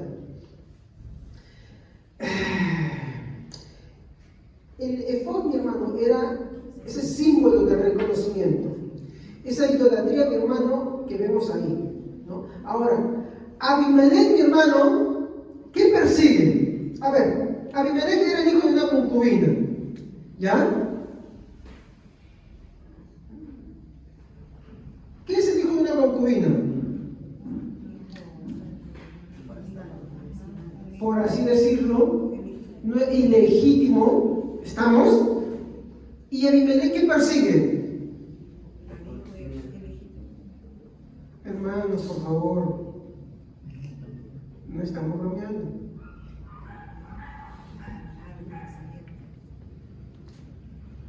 Eso es lo que buscaba Abimelech, reconocimiento. ¿Por qué? Porque dijo, si en la casa de mi padre hay reconocimiento y hay algo que se hizo, yo quiero ese mismo reconocimiento. Y como dije, él era el hijo de una concubina. Era una mujer simplemente que estaba ahí, que la habían tomado. Por eso nosotros decimos, mi hermano, el concubinato no es bueno, es pecado, es malo. Que muchos lo llegan a regularizar, no. Si tú has vivido en concubinato, arrepiéntete. Y si estás en concubinato, no vivas en concubinato. Deja el concubinato. Eso es un pecado, eso es practicar el pecado. Y nadie que practique el pecado dice entrará en el reino de los cielos. ¿Qué es el concubinato? Dos personas que se ponen a vivir juntos como si fueran marido y mujer y que no se han casado. Acá en Perú nosotros no casamos. El pastor no tiene autoridad para casar. ¿Quién tiene autoridad para casar? Un alcalde, un juez de paz. Ellos tienen autoridad para casar. Y mientras que ellos no te casen, tú no puedes ser reconocido como tal. Y es pecado. Muy bien. Abimelech buscaba reconocimiento. ¿Por qué? Porque él era una concubina. Muy bien. Y le pregunto, ¿sus hermanos fueron malos con él? ¿Tus hermanos fueron malos con él? No. Miren, vamos a ver lo que dice en el versículo 1 al 3. Abimelech, hijo de Jerobal. O sea, Jerobal era el otro nombre de Gedeón. Fue a Siquem, a los hermanos de su madre, y habló con ellos y con los de toda la familia de la casa del padre de su madre, diciendo: yo os ruego que digáis en oídos de todos los de Siquem, ¿qué os parece mejor? ¿Que os gobiernen 70 hombres, todos los hijos de Jeroboam, o que se os gobierne un solo hombre? Acordaos que yo soy hueso vuestro y carne vuestra. Y hablaron por él los hermanos de su madre en oídos de todos los de Siquem todas estas palabras, y el corazón de ellos se inclinó a favor de Abimelech, porque decían: nuestro hermano es. ¿Fue reconocido por sus demás hermanos legítimos? Sí. ¿Fue reconocido por los de Siquem? Sí. Muy bien. Él obtuvo el reconocimiento que esperaba. Pero ¿por qué buscar reconocimiento es pecado? Porque es alimentar tu propio egoísmo. Hermanos, es alimentar el propio egoísmo. Y eso solamente es la pequeña máscara. Tú nunca estás en mi iglesia, mi hermano, esperando que te reconozca. ¿De acuerdo cuando hablamos del amor no tiene envidia? No busques eso. Que otro crezca, tú no busques que te reconozcan a ti. Tú buscas crecer, Dios sí está bien, pero no te sientas mal o triste porque otro ha reconocido eso. No busques. Que te reconozcan es una cosa, pero que tú tengas hambre de ese reconocimiento está mal. Y eso, mi hermano, solamente es la pequeña muestra de lo que viene después. Porque ¿ustedes creen que paró ahí? No. Acá viene, no sé si conocen esta palabra. Discúlpenme ya. ¿Saben qué es esa palabra? No, esa se llama felicidio. Cuando matas a tus hermanos. Ahora, pregunta, ¿cuántos hermanos tenía este hijo de concubina? 70. Eso no es cualquier cosa. Ay, hermanos, versículo 4 al 5, ¿qué dice? Mire. Y le dieron 70, ¿quiénes le dieron 70 ciclos? Como prácticamente 8 kilos. ¿Ya? ¿De qué cosa? Dice 70 ciclos de plata del templo de Baal-Berith, ¿no? Con los cuales Abimelech alquiló hombres ociosos y vagabundos que le siguieron. Miren, sus hermanos le dan dinero, pero no obstante que le dan dinero, miren lo que hace con ese dinero. Contrata hombres ociosos, bueno, ya quiere que le sigan. No, miren para qué lo contrata. Y viniendo a casa de su padre en Ofra, mató a sus hermanos, los hijos de Jeroboam, 70 varones sobre una misma piedra. Pero quedó Jotam, el hijo menor de Jeroboam, que se escondió. Así se lo pongo. Le pide reconocimiento, sus hermanos lo reconocen, le dan dinero, el muy caradura, con el dinero va y alquila hombres ociosos para que con ese alquiler que sus hermanos le dieron, los mate a ellos mismos, a toditos.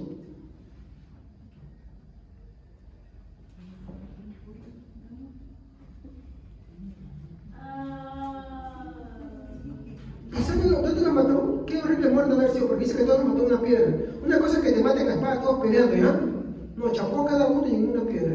Los ejecutó cada uno. Solo uno se escapó. El menor de todos. ¿Qué habrían hecho para que pueda escapar? ¿Se dan cuenta? La historia es oscura. ¡Wow! Terrible. Y acá viene algo que quiero mostrarles.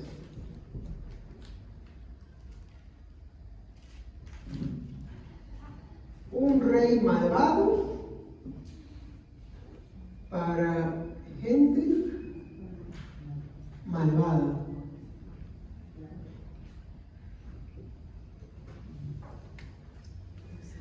Ay, Dios mío. ¿Quién puede leer el versículo 6? A ver, alguien que no haya leído. Entonces todos los ciudadanos prominentes de Siquem y de Bet Milo convocaron una reunión bajo el roble que está junto a la columna de Siquem y proclamaron rey a Abimelech. ¿Se dan cuenta? O sea, hubo un rey antes de Saúl, pero no reconocido por Dios. Era un rey de gente malvada. ¿Se dan cuenta? Por eso una vez les dije, hubo un rey antes, hermanos. Lo proclamaron rey. ¿Y todo desde qué empezó? Porque Gedeón, ¿qué quiso? Recompensa por algo que no le correspondía. Y con eso hizo un trofeo. ¿Y eso sirvió para qué? Para que después su hijo ilegítimo de encima, ilegítimo, mate a los demás, a todos sus hermanos. Se proclama el rey. Por eso nosotros tenemos que pensar en las consecuencias muchas veces de las cosas que hacemos.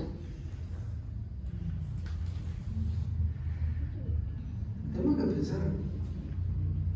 No todo lo que brilla, no todos los caminos que pensamos nosotros son buenos, hermanos. No hay que tener cuidado, hay que siempre estar pendientes de Dios en eso, recurrir a ciertas escrituras que nos examinen, o como David decía, líbrame de las cosas que nos son ocultas.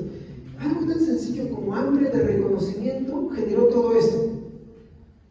Muy bien, ya tenemos acá también, que está con otro color, un sobreviviente.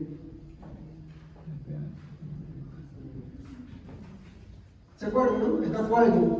Y él dice algo, ¿no? A ver, por favor, pero alguien que lo vea muy fuerte, claro, para toda la iglesia, ¿no? En el capítulo 9, versículo 15 al 17. Y la zarza respondió a los árboles: si en verdad me eliges por rey sobre vosotros, venid y abrigaos bajo de mi sombra, y si no salga fuego. No, hermanos. 15 al 17. 9 del 15 al 17. Ah, bueno, disculpe. A mí me confundí entonces. Un ratito, ya, no, sí, está bien. Versículo 15 nada más. Versículo 15. Perdón, 14, 15. Yo me confundí acá. Pero el espino respondió a los árboles: si de veras quieren ungirme como rey, vengan y refúgiense bajo mi sombra. Pero si no, que salga fuego del espino y que consuma los cedros del Líbano. Ya, hacen bien esta comparación entre zarza y cedros. ¿Saben cómo es una zarza? Ya, ¿cuánto mide acá? Tiene espinos. ¿Cuánto mide una zarza? Si quieren. Puede crecer desde 1 metro hasta 2 metros. Claro, es un arbusto en sí. La altura sí puede ser. La altura no pasa de los 2 metros. Pero, ¿cómo es un cedro? ¿Cuánto puede medir? Agrégale ceros. Sí, ahí está muy bien. Puede medir hasta 20 metros de alto. Dice, ¿podrá una zarza? Si ustedes ven los versículos anteriores, Jotam va a decir un discurso en el cual dice: fueron una vez los árboles a elegir un rey sobre sí, y dijeron al olivo: reina sobre nosotros. Mas el olivo respondió: he de dejar mi aceite con el cual en mí se honra a Dios y a los hombres para ir a ser grandes sobre los árboles. No es cierto, porque la metáfora está diciendo, ¿cómo es un olivo? A comparación de lo que está diciendo de los cedros. Y empieza a hacer la comparación de varias plantas, ¿no? ¿Qué es lo que está diciendo? ¿Cómo es la arrogancia de Abimelech? Él dice, es una zarza y quieren que los cedros se cobijen bajo él, y si no, que se haga fuego. Es la arrogancia, es creerse demasiado. Nadie tiene que tener más alto concepto de sí que el que debe tener, dice la palabra de Dios, sino que tenemos que pensar de nosotros con cordura. Muy bueno, este es el discurso que da Jotán, ¿no? Y acá, esta es la parte que yo quería llegar, hermanos. Acá quiero que nos detengamos un ratito. Este vendría a ser el sexto punto, y acá, mucho ojo y mucha atención a esto.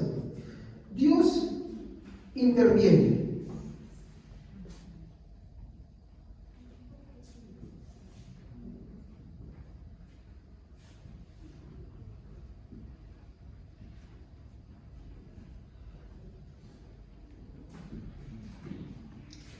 Dios interviene entre malvados, sí, porque Abimelech es malvado, pero ¿entre quién va a intervenir? Muy bien, para esto tenemos que ver lo que dice Jueces 9:22. ¿Quién lo puede?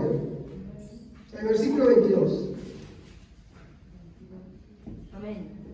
3 años después que Abimelech comenzó a gobernar a Israel.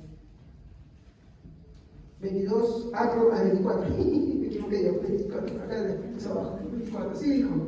Dios envió un espíritu que generó conflictos entre Abimelech y los ciudadanos prominentes de Sequem, quienes finalmente se rebelaron. Dios estaba castigando a Abimelech por haber asesinado a los 70 hijos de Gedeón y los ciudadanos de Sequem por apoyarlo en esa traición de asesinar a sus hermanos. ¿Qué es lo que destaca a ustedes acá? ¿Qué ven acá ahora en este momento? ¿Cuál fue el origen del conflicto? Porque mira, a ver, ¿Abimelech estaba muy bien con los de Siquem? Sí, eran amigos, lo apoyaron en lo malo que hizo. ¿Estamos?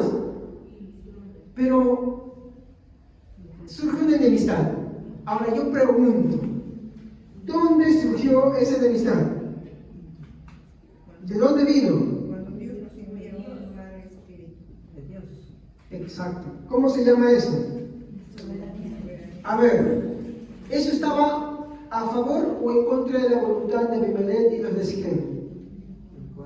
En contra. ¿Qué hizo Dios?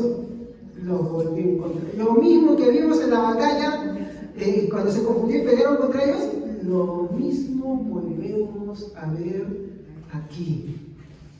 Sí, hermanos, aunque suene muy duro de aceptar, Dios interviene. Es lo que dicen que somos máquinas, hermanos, no somos máquinas, es cierto. Pero Dios, que es poderoso y soberano, cuando Él hace justicia, interviene también. Dios no es propiciar el pecado, porque ¿qué manda Él para que esto suceda? ¿Qué dice ahí en su Biblia? Dios manda ¿qué cosa? Exacto. Un espíritu humano. ¿Para qué? Para que nos ponga al uno contra el otro. ¿Eso qué quiere decir? ¿Que posiblemente fue un demonio? Pues sí. ¿Por qué quiere decir esto? ¿Que los demonios actúan por sí solos? No. Que tienen que obedecer. Su maldad está al servicio de Dios. Ellos no pueden hacer la maldad como ellos quieran. Ellos son malos, sí, son malos, nada les quita eso. ¿Y qué hace Dios? Pues usa su maldad para cumplir su propósito. ¿Y cuál era el propósito en esta casa? En este caso, Dios quiere castigar a un rey malvado que mató a sus hermanos y quiere castigar a un pueblo malvado que apoyó ese asesinato. ¿Qué está haciendo ahí? Dios nos está enjuiciando. ¿Y qué usa? Un espíritu. ¿Son inocentes tanto Abimelech como el pueblo? No, porque todos son malvados. Es un rey malvado, un pueblo malvado. Así que no pongamos en nuestra cabeza y decimos, ay, ¿por qué le pasó? No, hermanos. Hay que entender que Dios hace su justicia. Y ahí intervino Dios en contra de ellos. Entonces, al final estuvieron actuando en contra de su voluntad, se volvió parte de su voluntad. También, sí, eso es lo paradójico esto. Y no es el único lugar, porque acá les voy a mostrar algo más. Acuérdense esto. ¿Saben dónde se encuentra el protoevangelio? El protoevangelio.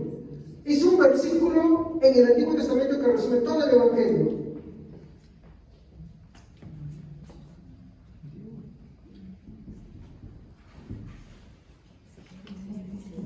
A ver. ¿Qué dice? Ahí se encuentra la promesa del advenimiento de un Salvador. Pero también encuentras algo más. Amén. Y pondré enemistad entre ti y la mujer, y entre tu descendiente y tu descendiente. Él te aplastará desde la cabeza cuando tú hieres su calcañar. A ver. ¿Qué hace el hombre en el huerto de Edén? Desobedece a Dios. ¿Hace un pacto con quién? Con Satanás. Voy a poner de esta forma. Se volvieron amigos. Sí. ¿Y qué hace Dios?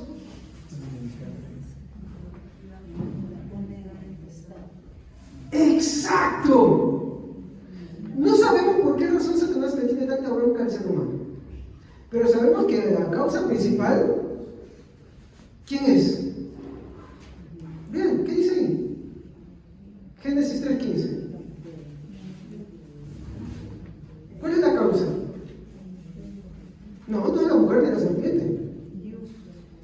¿Qué dice ahí? ¿Qué dijo Dios ahí?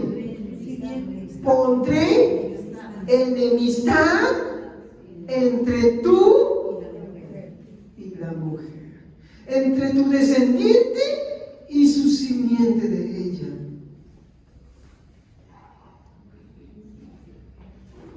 Vean esto es lo que yo quería llegar. Mi hermano, Dios tuvo que poner enemistad entre lo que Satanás estaba haciendo y lo que el hombre estaba haciendo. ¿Por qué? Porque él pretendía salvar. Y miren cómo le dice, entre tu simiente, la simiente de la mujer que iba a venir a ser, ¿de quién iba a venir de él? Jesucristo, en el cual los que están dentro de él serían salvos. Y la simiente de la serpiente que vendría a ser, no estoy diciendo acá que los descendientes de la serpiente son los de Caín, no, porque Caín fue hijo de Adán y Eva. Esa es otra desviación que por ahí sale. Su trasfondo es judío, para empezar, unos judíos ahí también hay que piensan cosas bien raras, no son bíblicas. Sino ¿quiénes eran? Todos aquellos que han sido reprobados por Dios, todos aquellos que no han aceptado la verdad del Evangelio, todos aquellos que le han dado la espalda a Dios son la descendencia de la serpiente.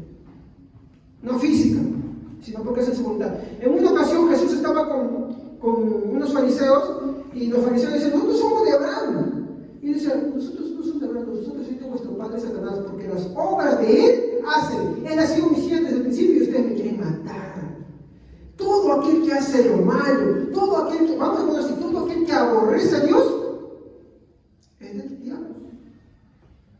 Y aunque Satanás no puede tener la sentencia ni nada de esas cosas, su padre es él. ¿Por qué? Porque hace las cosas que hace. Hay una forma de ser padre, ¿sabían? No solamente se hace padre teniendo hijos al otro vientre, cuando adoptas también. Y hay otros hijos que se hacen hijos tuyos porque te siguen a ti, te admiran a ti. ¿Sí o no? Entonces, eso se llama filiación, por filiación, no por descendencia, sino por filiación. Son hijos de Satanás todos aquellos que rechazan el Evangelio de la verdad de la palabra de Dios. Y son hijos de Dios todos aquellos que han aceptado al Señor Jesucristo. El tema es que para ser hijo de Dios, hay Dios tiene que intervenir. ¿Entienden? Y en el caso de los son dejados así. Pero, ¿cuál es el punto acá? Es Dios que pone enemistad. Pone enemistad entre lo uno y lo otro. De hecho, eso fue cuando usted ve en el pasaje, cuando dice, y los hijos de Dios vieron a las hijas de los hombres y tomaron mujeres para sí, ¿no? Lo que está hablando es del pecado que sucede con muchos, ¿no? Cuando quieren tener relaciones con quienes no son creyentes, quieren casarse con los que no son creyentes, quieren tener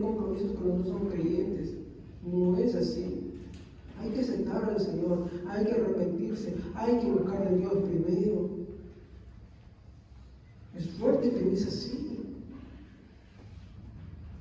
Tú tienes que ver indicios de la persona que cree en el Señor, que ama al Señor. Eso es lo primero.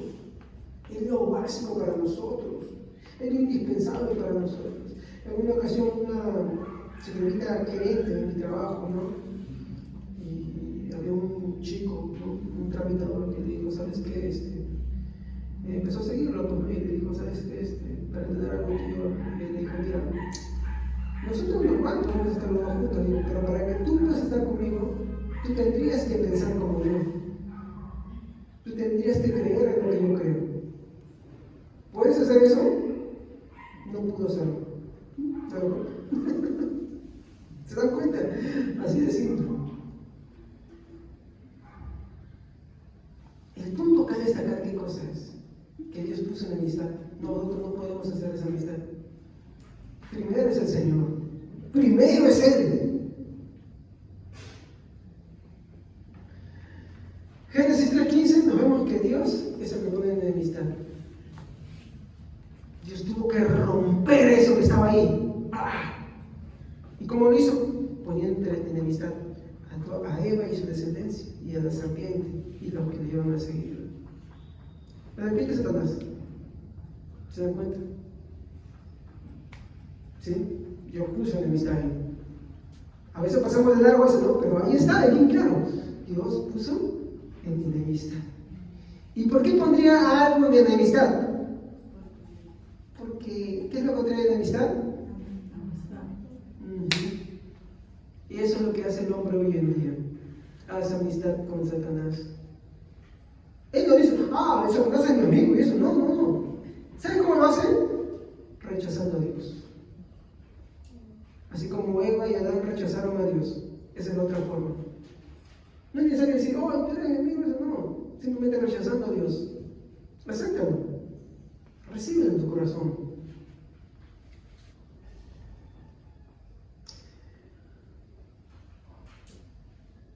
Para finalizar, el castigo de Dios.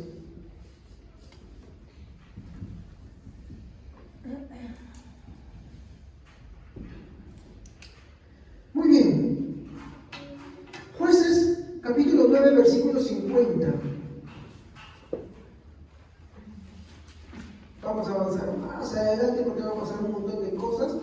Y miren lo que va a decir en el versículo 50 al 57. Si lo tienes, puedes leerlo, por favor. Fuerte para que todos lo escuchen. Abimelech fue a Tebes, la atacó y la conquistó. En la ciudad había una gran torre, y todos los habitantes de Tebes se encerraron allí y subieron hasta el techo. Abimelech se acercó a la torre para atacarla. Llegó hasta la puerta y estaba a punto de quemarla, cuando una mujer lanzó una piedra de moler desde la torre. La piedra cayó en la cabeza de Abimelech y le rompió el cráneo. Inmediatamente Abimelech llamó al ayudante que cargaba las armas y le dijo: trae tu espada y mátame, para que nadie pueda decir que una mujer mató a Abimelech. El ayudante le clavó la espada y Abimelech murió. Cuando los israelitas vieron que Abimelech estaba muerto, todos regresaron a su casa. Así Dios castigó a Abimelech, le devolvió todo el mal que le hizo a su papá cuando mató a sus 70 hermanos. Así nomás, un ratito. Alguien que buscaba reconocimiento. ¿Cuál es la muerte que alguien que busca el reconocimiento desea para sí mismo? Morir como un héroe, ¿no? Pero ¿cómo muere?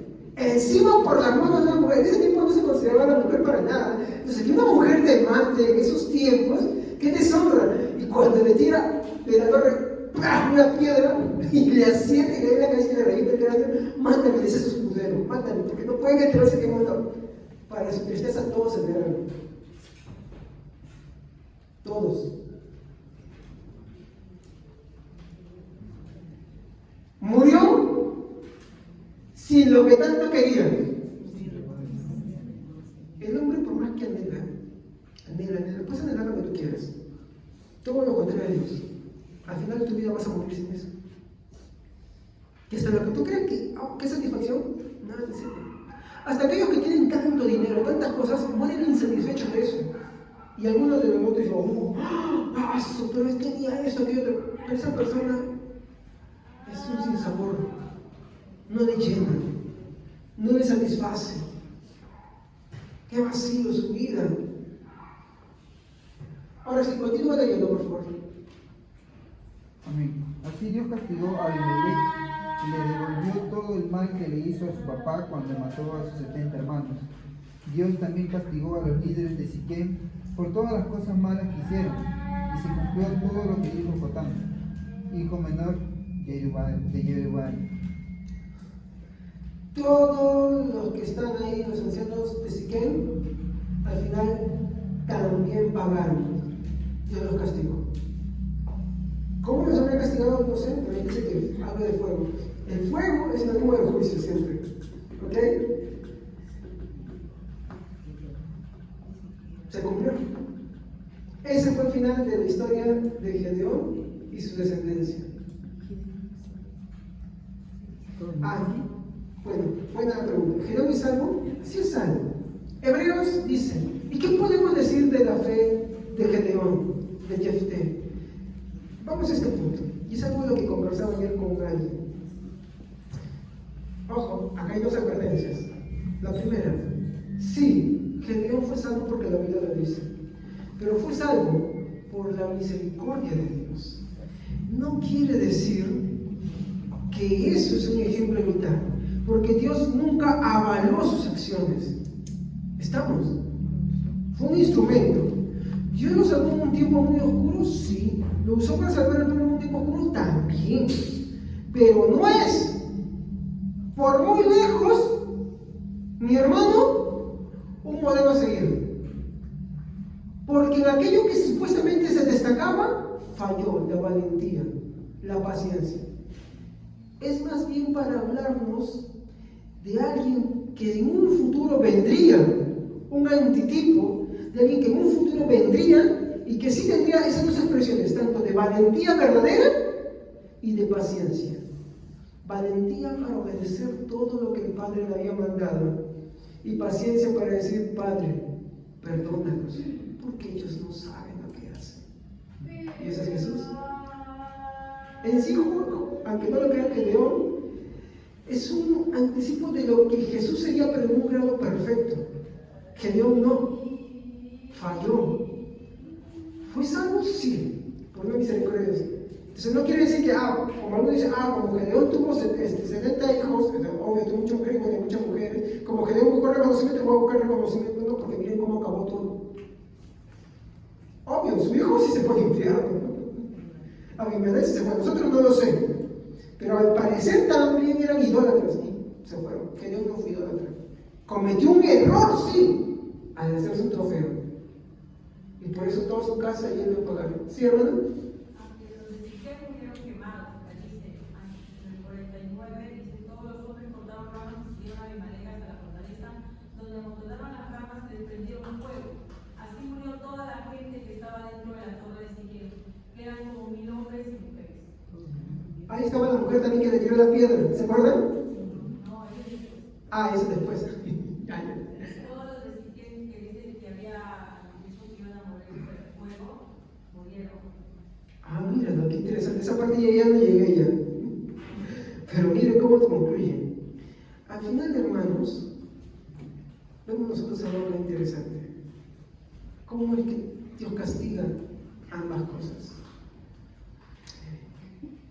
Yo sé que muchas veces tomamos el tema de Gedeón y decimos, esto, no. Gedeón es la expresión de dos cosas. Uno, la misericordia de Dios de un hombre en un tiempo difícil, al cual no va a dar soluciones, pero lo salvó.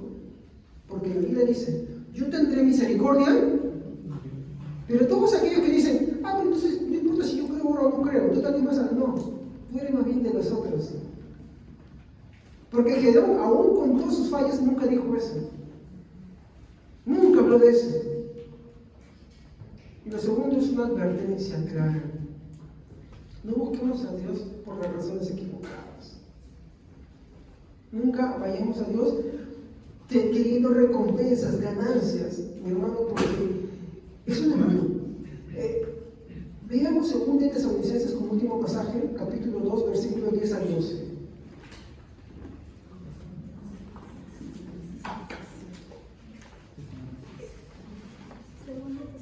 2 Tesalonicenses 2, 10 al 12.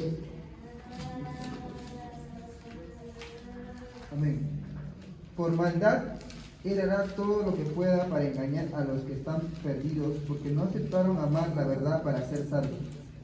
Por tanto, Dios les envía un poder engañoso que actúe en ellos y les haga creer en la mentira. Entonces todos los que no quisieron creer en la verdad y que disfrutaban haciendo el mal, serán condenados. ¿Eran inocentes? No. Versículo 13, ¿qué dice? 13.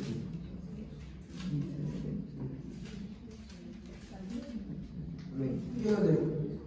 Por lo cual también nosotros, sin cesar, damos gracias a Dios de que cuando recibiste la palabra de Dios que oíste de nosotros, la recibiste no como palabra de hombres, sino según es en verdad la palabra de Dios, la cual actúa en vosotros los creyentes. ¿Qué es lo que quiero decir con esto, hermanos? Tanto Abimelech como lo que estaba en Ezequiel no sufrieron ni pagaron o pasaron las cosas por inocentes. La muerte de Abimelech fue porque era un malvado, y era un malvado notorio. Y los de Ezequiel, aunque no mencionan muchas cosas, también fueron malvados porque avalaron esas acciones. Y eso es lo terrible. Y esa es mi reflexión final. Vivir una vida en oscuridad. Vivir una vida en engaño. Rápidamente nuestra mente nos haría pensar, ¿qué injusto es? No. ¿Qué es lo que dice Tesalonicenses? ¿Por qué viene ese poder engañoso para que crean a la mentira? ¿Por qué viene? ¿Cuál es la causa que han leído ahí? No aceptaron la verdad para ser salvos. ¿Cuál es esa verdad? Yo soy la verdad. No, yo no. Yo soy la verdad, el camino, la vida. Nadie viene al Padre de Jesús. En el caso de Gedeón, no era reconocer a Gedeón. El pecado de Gedeón fue un querer reconocimiento. Pero ¿saben qué debió ser el pueblo? Y todo lo demás, incluso el mismo Gedeón.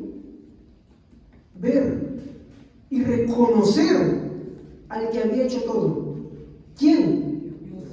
Dios. Ese era lo que debió haber hecho el pueblo. No lo reconocieron. Aplicación para nuestra vida. Tú tienes que ver en tu vida y reconocer quién es el causante de que tú te encuentres en una iglesia escuchando la palabra de Dios. ¿Eres tú mismo o es Dios? Reconoce, adórale y dale gracias. ¿Por qué? Por su misericordia. Porque de quien quiere tiene misericordia, y a quien quiere endurece. Esa es la verdad de un Dios soberano. Gracias. Vamos a ponerlo de pie. Vamos a adorar a Dios por de verdad haber tenido misericordia con nosotros, habernos dado ese privilegio de conocer su palabra, de haber escuchado a los que nos predicaron antiguamente, y de que gracias a eso